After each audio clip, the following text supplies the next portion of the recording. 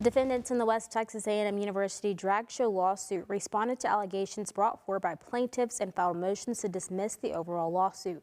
That's according to documents found in the United States District Court for the Northern District of Texas, Amarillo Division.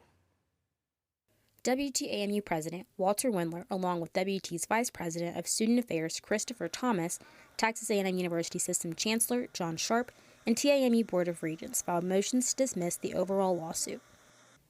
This comes after Spectrum WT and two of its student leaders filed a lawsuit after Wendler canceled the on-campus drag show due to personal beliefs that drag is morally wrong. The plaintiffs previously shared the purpose of the lawsuit was to stop similar events from being prohibited in the future, and for the court to issue a judgment that the cancellation of the show violated the First Amendment to the United States Constitution. In Wendler's brief in support of the motion to dismiss the overall case, it states that there is no authority that the First Amendment gives students a right to host an on-campus drag show. So Wendler is entitled to qualified immunity in his individual capacity, and the court should dismiss the plaintiff's claims against the defendant. The briefing also states the plaintiffs failed to state claims against Wendler and that the plaintiffs have no right to host a drag show on WTAMU's campus because they are not inherently expressive, citing other case law.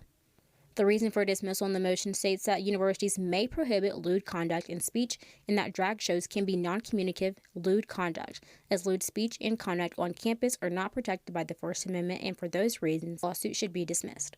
Wendler's team also responded to the plaintiff's amended motion for preliminary injunction, saying that the plaintiffs have fallen short in showing they're imminently threatened with irreparable harm from possible future actions of Wendler.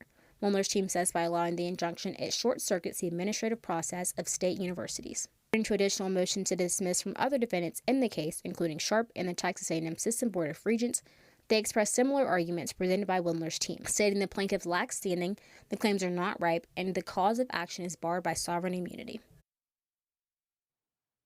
In the documents, officials shared that Spectrum WT has since submitted multiple requests for room reservations to host events, and none of them have been denied. And that while plaintiffs may believe Wendler's statement was a concrete threat against hosting other events, it does not mean that future on-campus events will not be allowed. We reached out to the Foundation for Individual Rights and Expression, who is representing the plaintiffs, and they said no comment at this time.